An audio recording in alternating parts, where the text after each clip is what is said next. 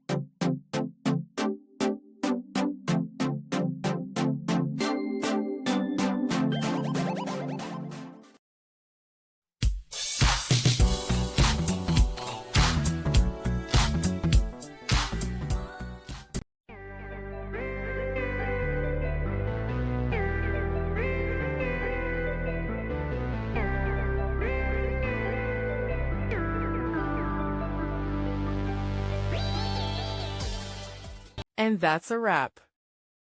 I hope you found the answer you were looking for. If you did, take a second to hit that subscribe button. It really helps out. And let me know in the comments which solution worked best for you.